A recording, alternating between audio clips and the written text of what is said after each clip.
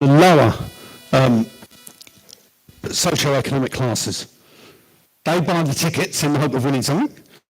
Now, the vast majority of GB athletes are actually from the higher socio-economic classes, where they've come through schools with much better facilities, usually private schools and or grammar schools, with much better facilities to participate and try sport. So lots of these sports you see in the Olympics, you don't get in normal schools. You wouldn't have them because of this decline in the breakdown in the school club system.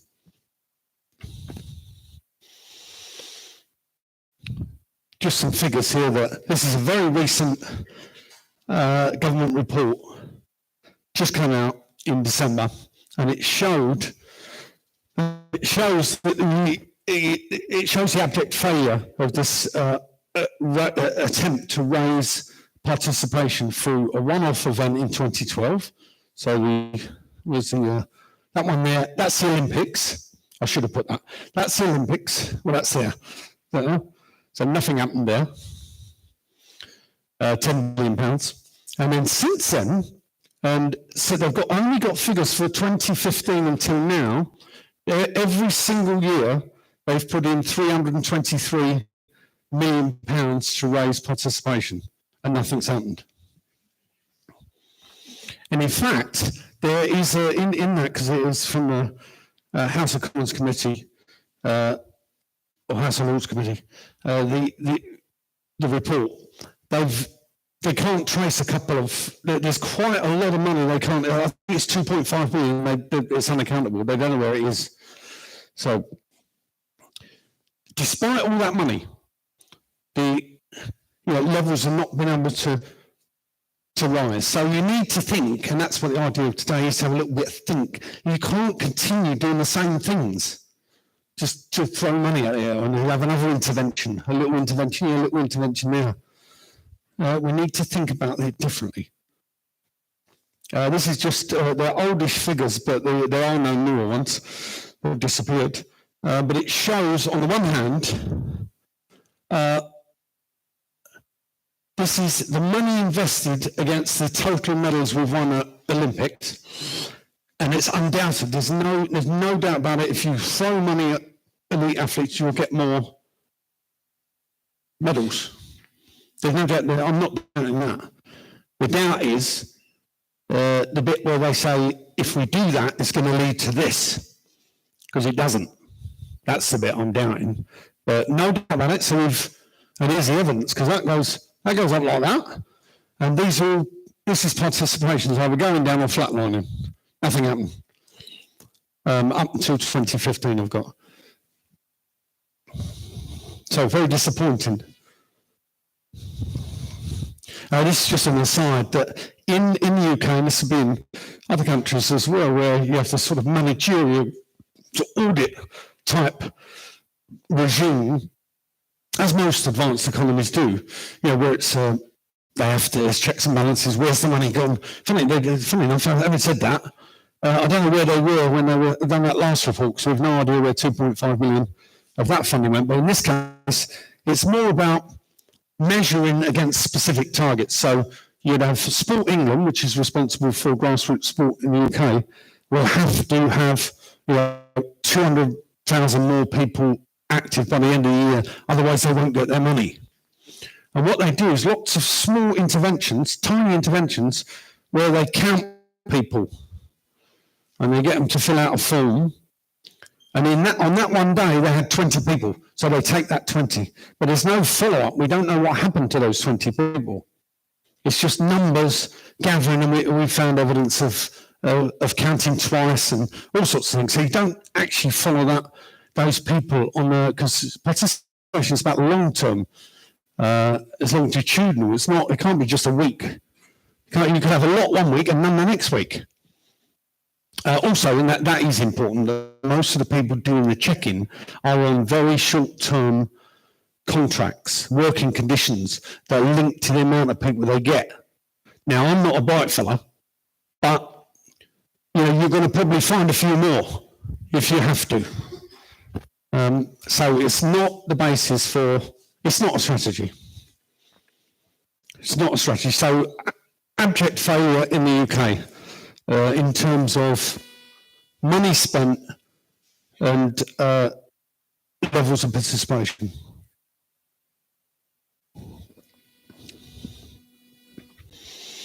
Now the part one, why it interests me is not only because I run, but because it began not with another initiative.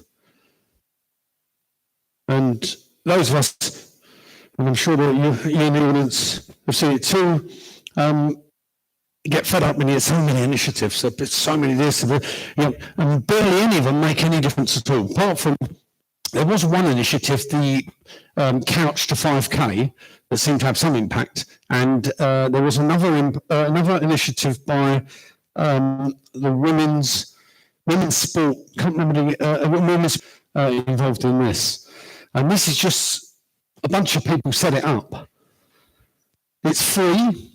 And these are the key things, I think. We're looking at barriers. What stops people? They don't want to join a club. They don't want to turn up. They want to be free to choose. So I think this is free. There's no obligation. There's no pressure. I'm trying to explain the phenomenon. I don't know why it took off. So it's absolutely phenomenal. But around the world, almost every city in the UK, there'll be 3 or 4 in each city if it's big enough. And you'll have hundreds and hundreds of people. Where I live, in Birmingham, Hill Park, when I first went there, there'd be about 100 people. And now, every Saturday, 9 a.m., there's like 750 people. And they're people who would never thought they'd be running before. And so you've managed to tap into something that wasn't there before. Now, the other fellow before me was talking about getting in young, get the kids. That's good. We need that as well. But we've got an awful lot of people who are older and are sedentary. And this seemed to have tapped into that area that was hitherto, we weren't able to make any impact on them.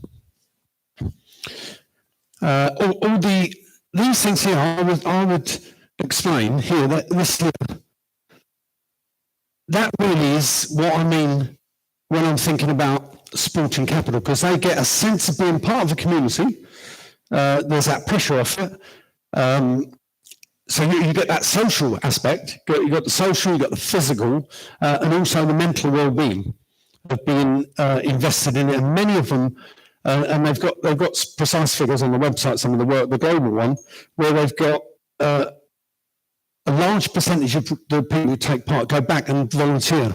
And then volunteering has another layer, because it gives you a sense of doing something for the community, doing something for your well-being, being involved in something.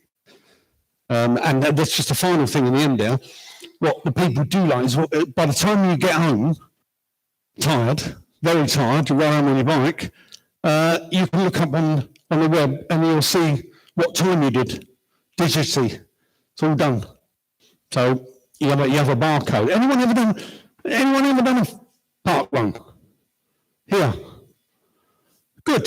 2. Yeah, do you use a barcode? Like, beep, beep, don't you? You get home, you look it up, it's easy. It's easy. No obligation, no pressure, nothing. So very, very successful. How can we tap into something like that at a national scale? Or is it possible? Because once you get government involved, people get put off. Okay, just a little bit about sporting capital before I wear you out. Now, Roe, as I said, this was 2014, came up with this notion. Now, I must say, Roe actually worked for Sport England, so he was already at a disadvantage, I think, because the data sets are his.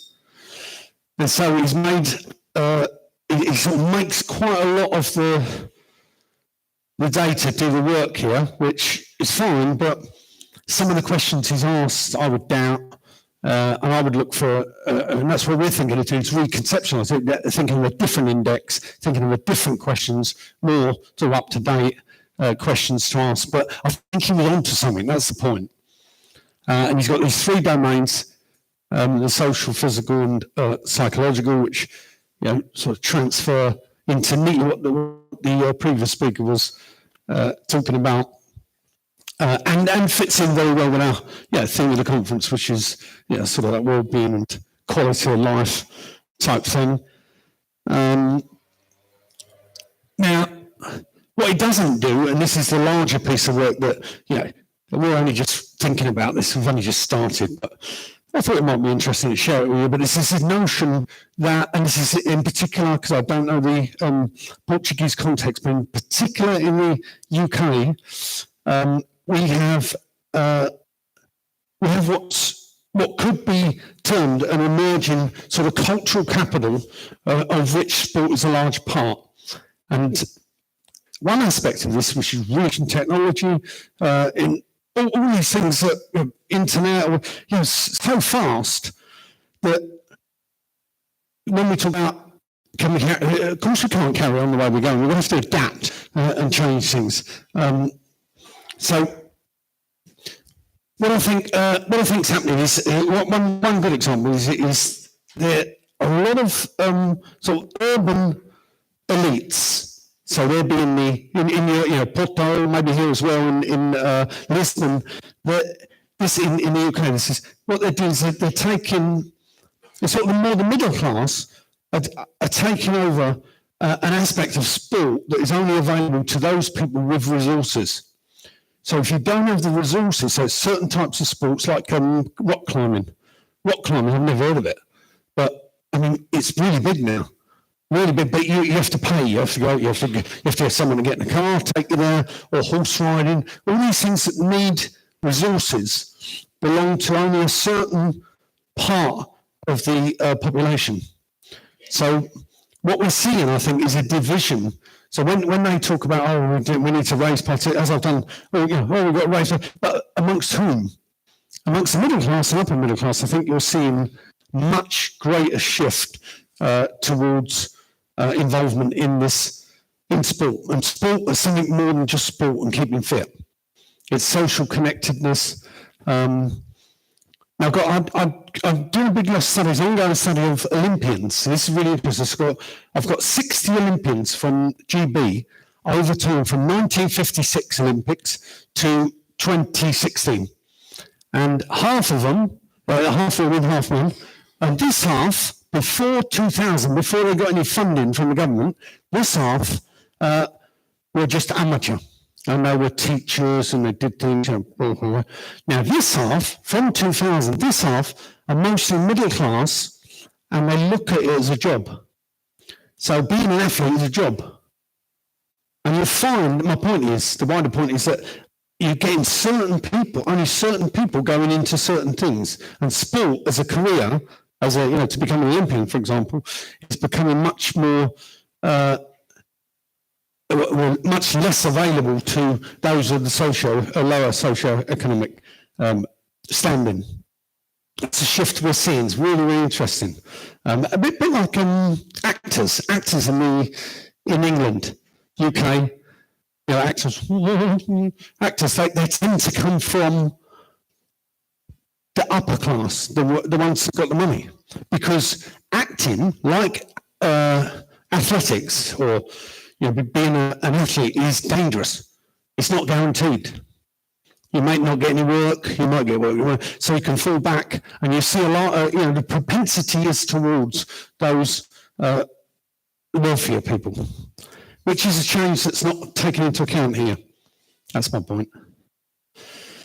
So these two pictures depict, sport can be played anywhere, yes, but sport also becoming this sort of emerging part of cultural capital, sort of, this cosmopolitan reworking of sporting capital that we see, where people are driven everywhere, they're taken everywhere, and they have better life chances.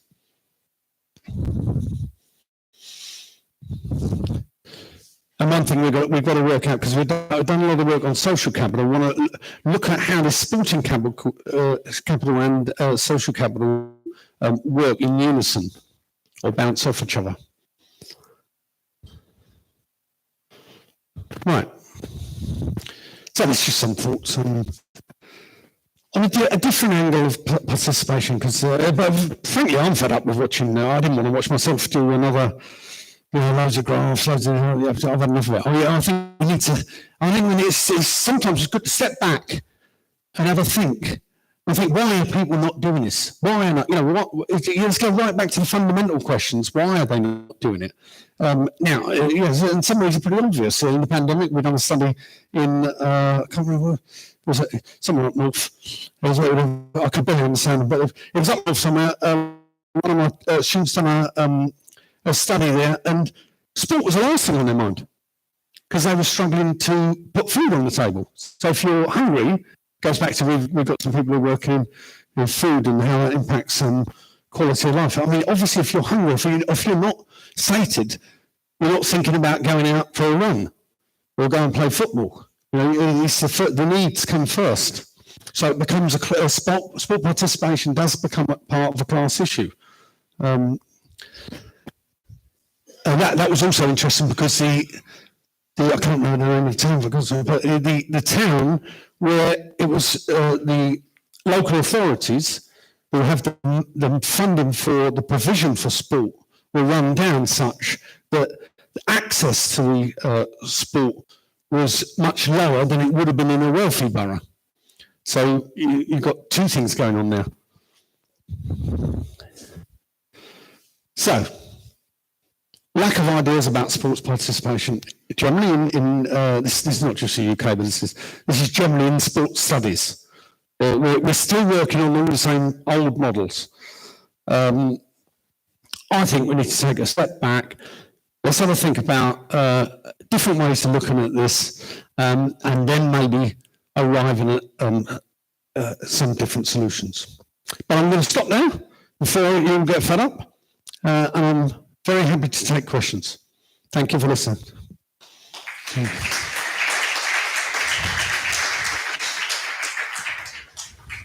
You could ask some questions. Hopefully some students back there, okay, about what kind of sports policies could be implemented, what are the more successful, and researchers. Please, I invite you to ask some questions about sport policies and investments, what should be done, what should we not. Please, students. You can ask me anything. Yeah, as long as it's clean. Madam. Oh, I've got loads of them here, wouldn't it? Yeah. Does that work?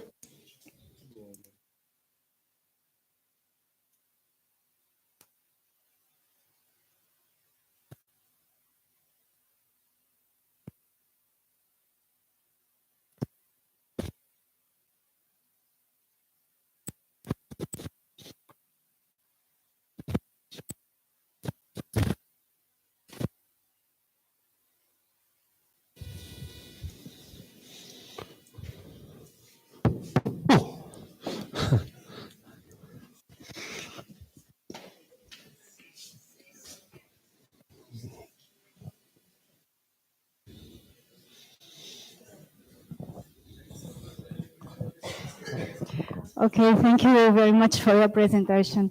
I have a question regarding, do you think that working conditions and pressure at work nowadays may be related with people not having enough time, for example, for sports and physical activity?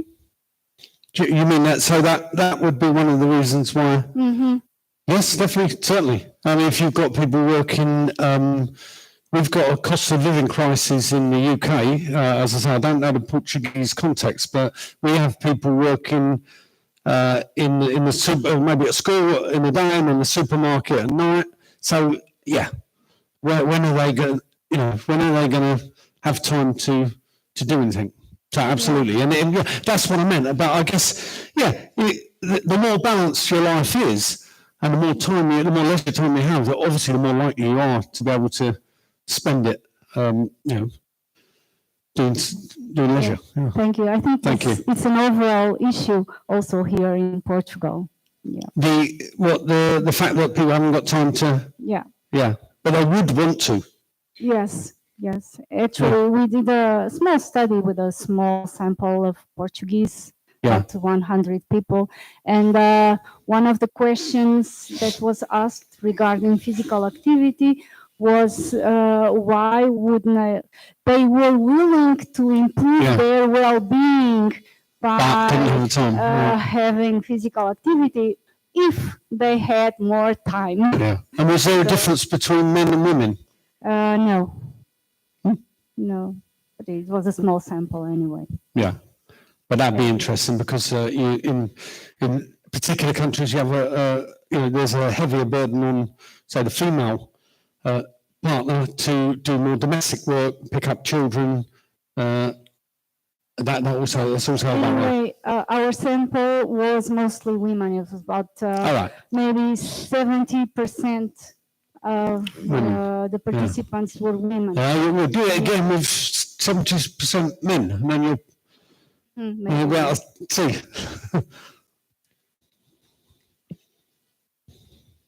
Sir, there's a gentleman at the front here, looks trouble.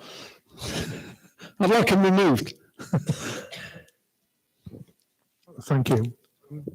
The first thing I thought of when you were speaking was fishing, which is the biggest mass participation sport in the UK, but that's not active.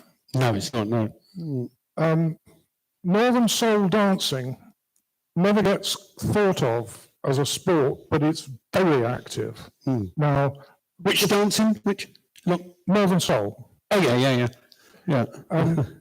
Your rock climbing example.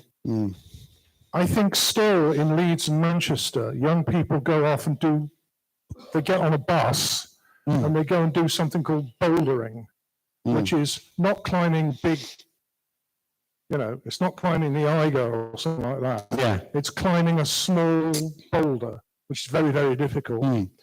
But I suppose my question is about who defines what counts as sport, and therefore, how are the data collected? Because if you don't see something as a sport, you won't collect data on it. How many kids go out dancing all night really, really actively? Yeah. We don't know. We know there's a lot of them, and we know there are difficult things associated with that. But the data aren't there.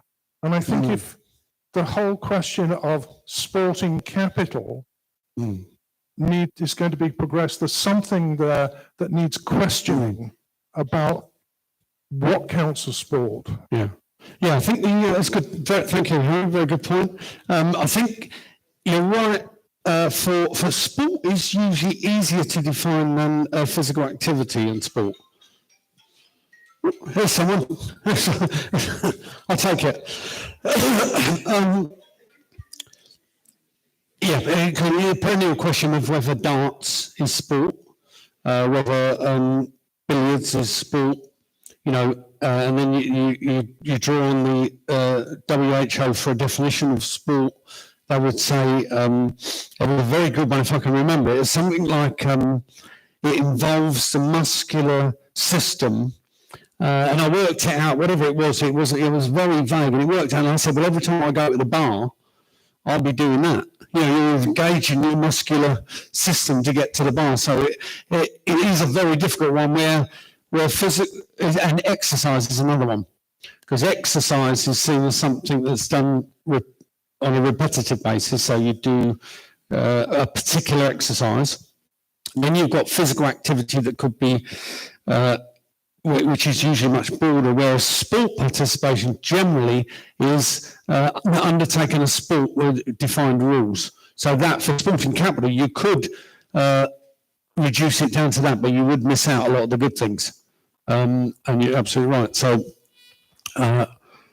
there's not there's debates go on in your sport pedagogy everywhere about what is sport and what is not.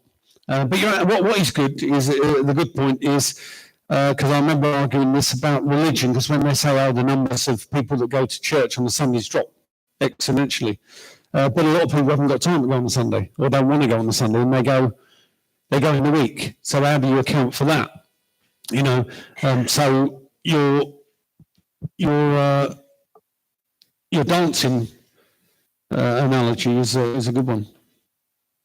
Thanks, Harry.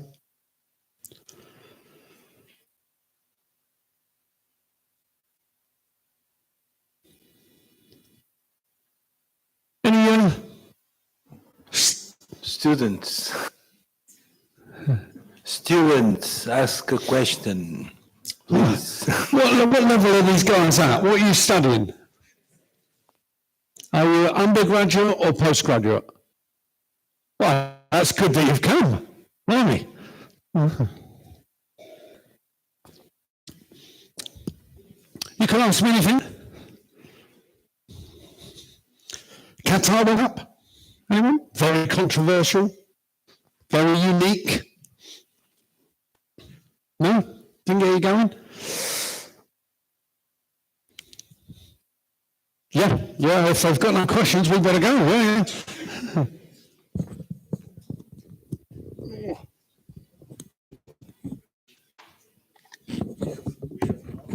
Oh, thank you. Thank you very much.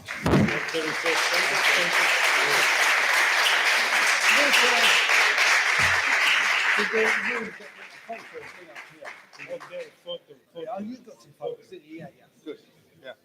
Where was you? You were in the back. Always hearing. He's asleep in the back. Always Oh, hearing. well, they've stopped early. So now we'll have the round table, so 5 minutes to prepare it, please. Eric and Janina.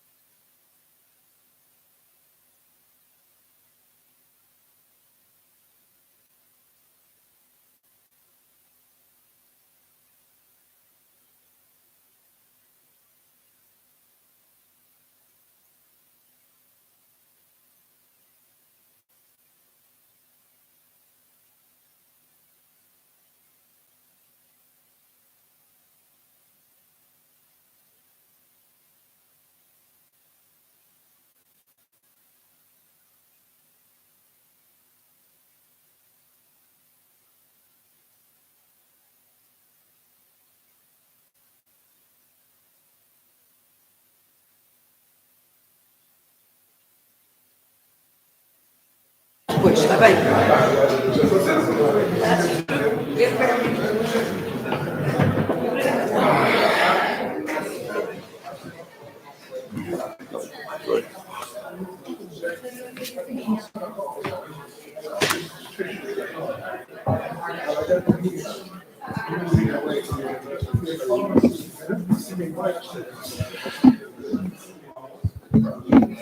Boa tarde a todos, vamos começar esta mesa redonda. Vamos ter que, don't worry, it will be in English. Vamos ter que falar, eu próprio também, em inglês, tendo em conta os nossos convidados. If I was an intelligent guy, I would have brought my other glasses, but okay, I'll try. Anyway, good afternoon, everyone. This is the first of two round tables that we will have on this international congress. When we thought about the program and the content, we wanted to launch some challenges to our guests. Not for them to feel uncomfortable, but for them to have to think maybe with another approach. And that was why we have chosen inclusion and quality of life as one of the themes. This theme of this round table that is square, as you can see, but no problem. It will be a round table of ideas, not an actual round table.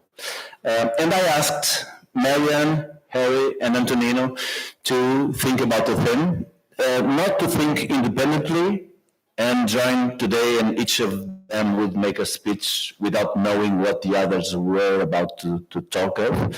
But the challenge was for them to make and think of something in common, beginning from this challenge of thinking about inclusion and quality of life. So we will have 3 speeches, of course, but there will hopefully exist some points of contact between those interventions. We will be hearing Marianne. Well, in the morning she wasn't here, and as I told you, I was free to tell her second name. Well, I'll try now, sorry for what is coming. So it is Marianne Pitka-Jarvi. Yes, kind of. I give you 9 out of 10. Thank you, Marianne. She's a principal lecturer at School of Rehabilitation and Examinations in Metropolitan University of Applied Sciences in Helsinki, Finland. And among other themes, she, I would say, likes to study cultural diversity, cultural competency, teaching, methods, cross-cultural studies, intercultural communication, international migration, and qualitative research, international cooperation. So these are some of the words that I think are very important for thinking and working. Then we also have Harry Daniels in the middle. He will be the first to talk, I think. Yes. Harry Daniels is a professor at the Department of Education at the University of Oxford in the United Kingdom. I would say that his current research interests are in school design and exclusion from school. So it's a challenge. We are going to talk about inclusion, but he likes to study exclusion. Let's see what is coming here. And he is interested in social, cultural, and activity theory and Bernsteinian theory. And last but not least, Antonino Bianco. He's coming from the University of Palermo in Italy, where he is a full professor and a lecturer on strength and conditioning, 2 levels, exercise physiology, health promotion through sport, physical activities. I think now dean of the school, among other things that a lot of things that he does. And currently he is working on muscle strength and executive function impairments. These 3 personalities are 3 of the 6 members of CIEQV International Assessment Scientific Commission. We have this commission to help us on scientific issues, and this is half of the panel that we have here, so I'm very glad to have you here. And now I'm passing the ball to Harry to begin. Harry, please. Thank you, Ree. And first of all, I'd like to say thank you for the invitation to come here and for all the work that you put into making it happen. I want to talk about the relationship between democracy, quality of life, and pedagogy. And I'm going to make an argument in favor of inclusion of everyone in the shaping of the agendas that regulate our lives. There's an argument that people must feel a stake in society. That means feel that they are part of, belong to, are connected to the society in which they live. And that implies that they give to, as well as take from, the wider organization of the worlds in which they live. This means that it follows from this that we need to develop certain rights to intellectual achievement, an emphasis on critical understanding and possibilities for future development. Rights to be included socially, intellectually, culturally, and personally.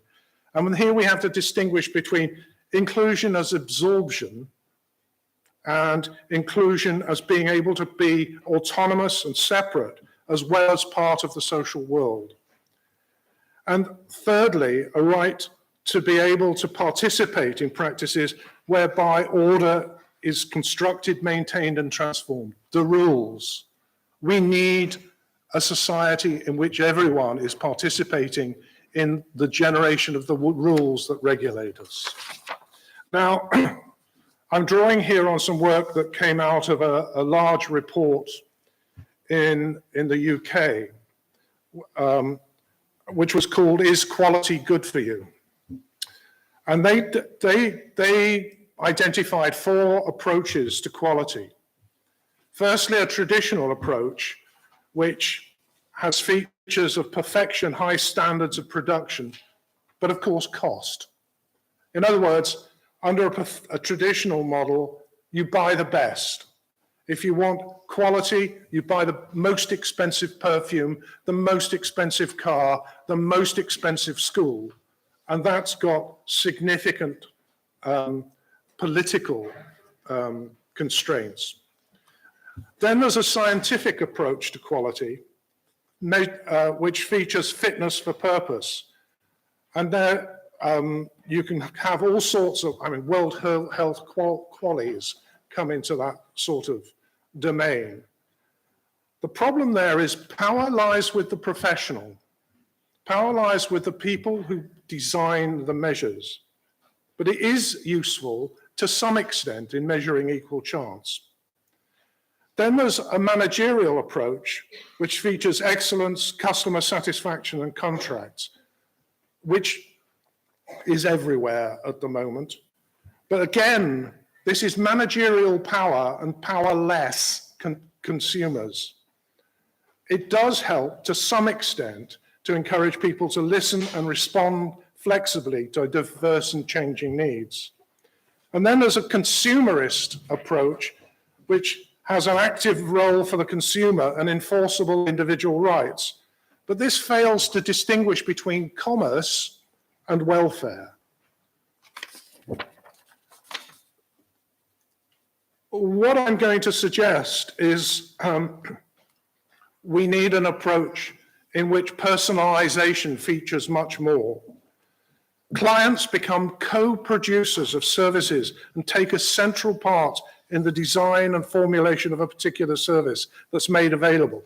That's in stark difference to services that deliver something. Okay, you have a certain kind of difficulty. We will deliver this service. It's not tailored for you. It's what we can deliver. And services, of course, are driven very often by their own interests rather than the interests of clients.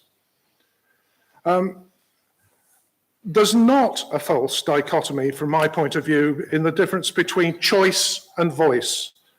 But we need to, I think, take on board that students are not merely educational shoppers in a marketplace.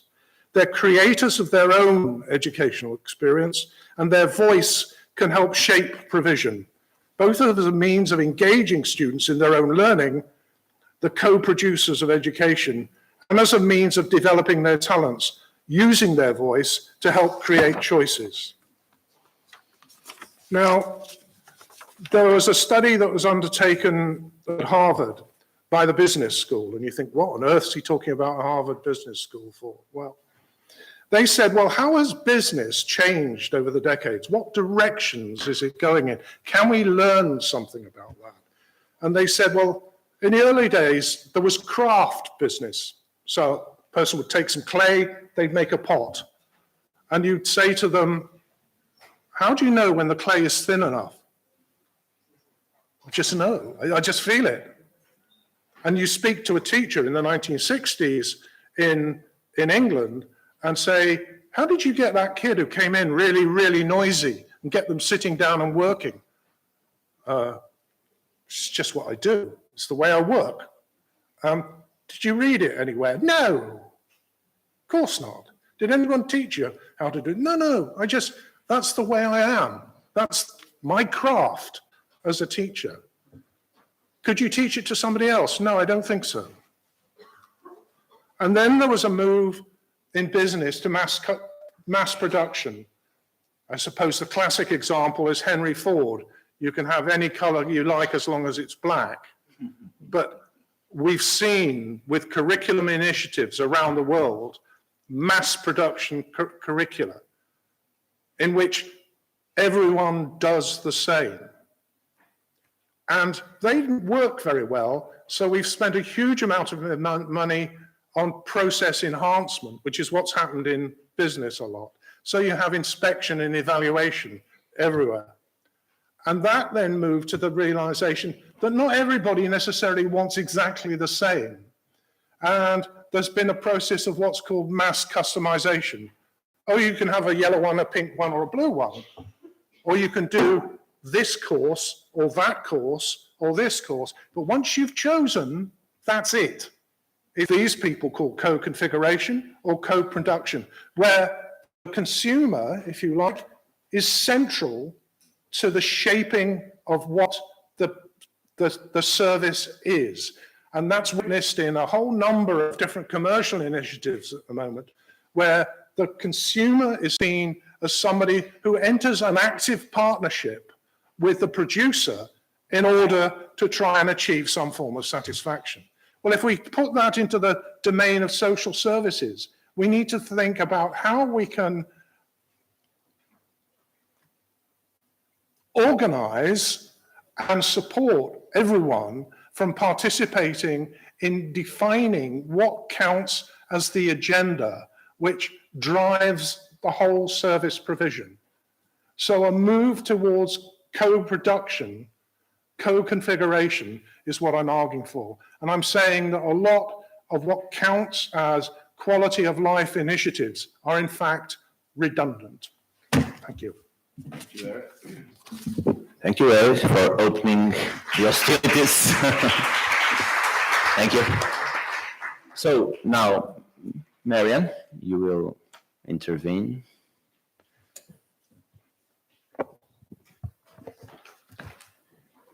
Thank you, Rui, and thank you and the crew for inviting us.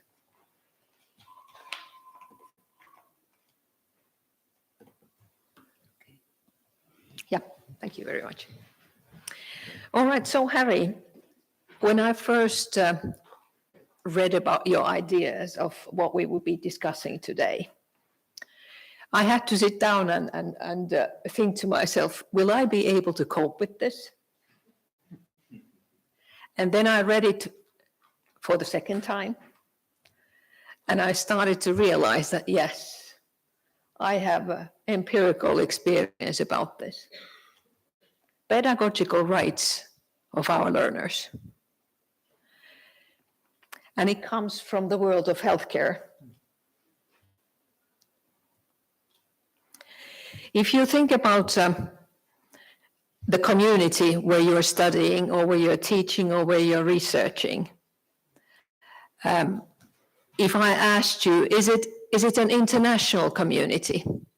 Are there students, researchers, or teachers from other countries present in your everyday life? I've seen statistics from Portugal suggesting that your answer would be yes. And my answer certainly is yes. And this is where I've bumped into this phenomenon of pedagogical rights, because I work with these people. Why do our students want to become mobile? Why do they move to other countries to complete their studies? There are regular, the data about this is collected on regular basis all over Europe, and one of the surveys is called Euro Survey or Euro Student or something like this, and they do it approximately every three years. And of course, every country is following up very closely. What have our students said about this? Our international students, how have they responded to these questions? And whilst you have a more theoretical approach on the left-hand side of this slide, on the right-hand side, I've collected the data regarding Finland. You would find the same data regarding Portugal or the UK or Spain from this survey. They are openly available for everybody. Usually the students, this is a common answer. I want to come because there's a high quality of education in that country that motivates me to go there. Some might have a desire to build a life, so not just to go and study, but also to build a life in that country.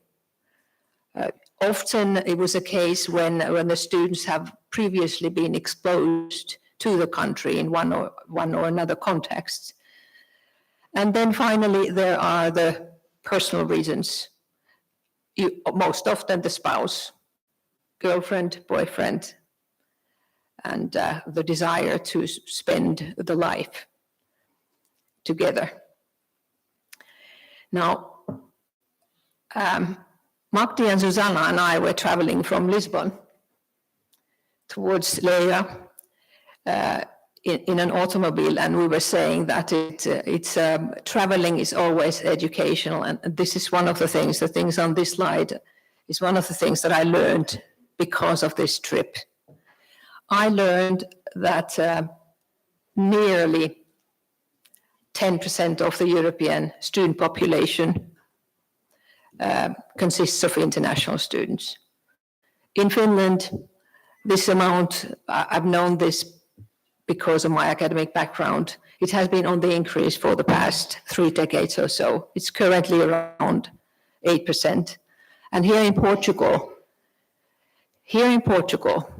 it has the amount of international students in higher education institutions has nearly tripled in 10 years.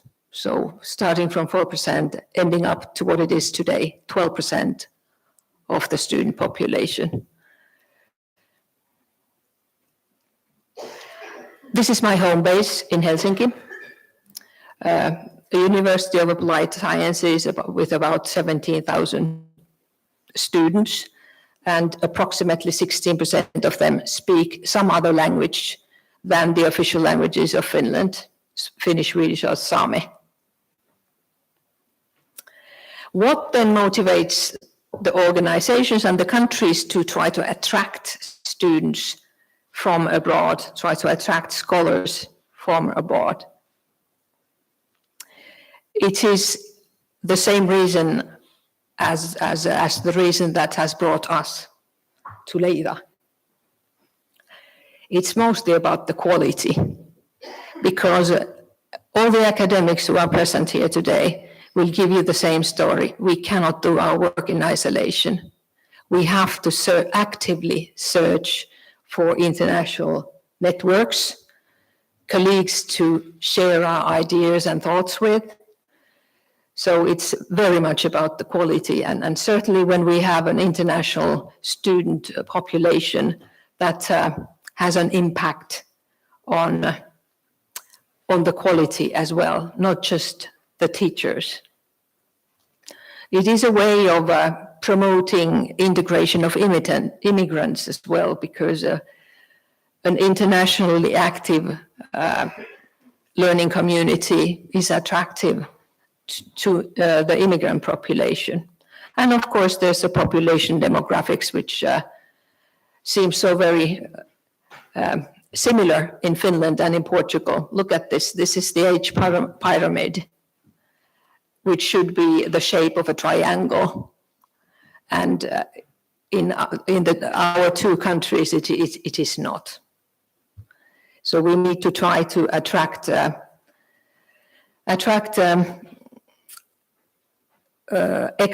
experts, that is, students and teachers from abroad.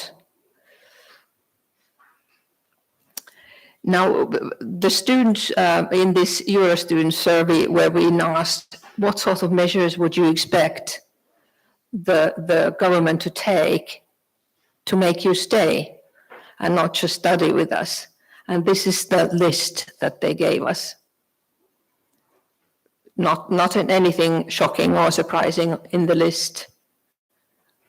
They are expecting circumstances that would allow for them to learn and develop and grow in their profession, in their life.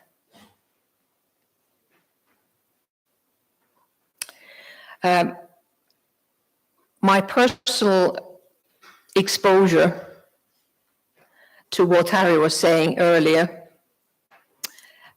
comes through the international healthcare students that I have worked with.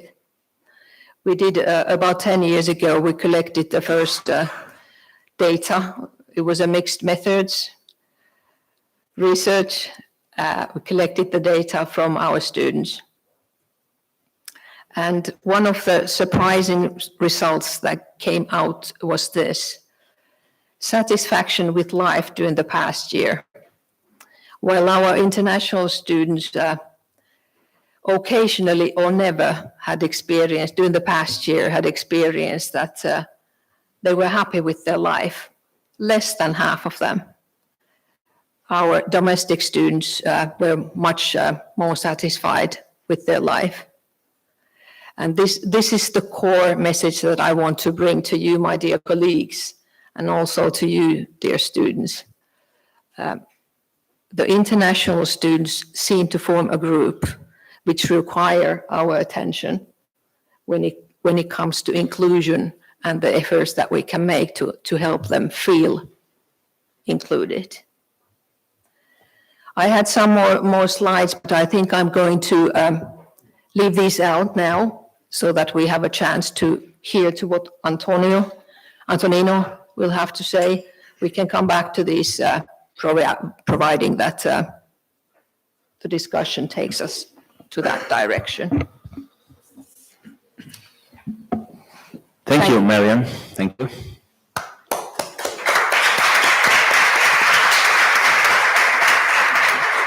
So now I'm giving the word to Antonino Bianco to close the circle. Well, also from my side, I'm grateful and really thanks to their organization committee for the invitation, because this is a great idea, perfectly organized, and there are people working hard to make things happen. And this is for sure teamwork that we can see up to now that the results it's quite great. I've got many inputs from my side, from my colleagues that before me mentioned the fact that inclusion is a key point nowadays for quality of life. From my perspective, and I will try to connect the previous question raised up with my experience. And let me say that it's true. Quality of life and diversity has this kind of conflictual relationship. It's like I'm teaching exercise physiology, so if there is someone already studied a bit of physiology, knows the business of interleukins. Interleukins are messengers that in low concentration are good signal in muscular activity. When the concentration of the interleukins raised up significantly is a bad signal, so that something is happening. Well, I want to mention just one example that I was discussing with my colleagues during the lunchtime. The fact that sometimes we feel diverse things that for other person are normal. I live in Palermo area. I work as a professor in Palermo University, and we are detecting an interesting phenomenon that we are observing related to the students' life. We have Palermo University students that are normal students. In the campus, there is a student's house, and there is this kind of expectation of international students. Erasmus students from all over are welcomed. So our students are happy when someone from Spain, Portugal, France, or Germany is coming. They believe that this kind of diversity or different approach is something that they can take inspiration, is something that they can get enriched and benefits. But also there is a discrepancy between people that live in Palermo and people that are living in the countryside, in the mountain, so far from Palermo. And I'm talking about people that live in Sicily and maybe are not able to talk good in Italian. So it's a completely different culture between city and the countryside area. Well, the same students, the same environment, the same approach, the people that live in the mountain of Sicily are not so welcomed like international students. They are also different. Happy to host an Erasmus students from Portugal or Spain, not so happy to host someone that's coming from an inner city area of the Sicily. It's true, it's clear. So there is this kind of approach. They are afraid, I don't know, for whatever reasons, but it's something that has no justification. And let's say that when someone is going for international mobility, is looking for something is different. You are traveling. So traveling, like teaching, are very high formal modality of learning. So even the professor, when are teaching, are learning a lot. So this kind of diversity helps. So our students in international mobility are going, if you are expecting or are looking for, is something that is an added value for you. If you are not modality or the same typology of stimulation, we can make a lot of examples in experiments, in real life, in whatever we want to say. Even if we are making something different, new, for our understanding, I can see Professor Carla Borrego, she's a great psychologist. So in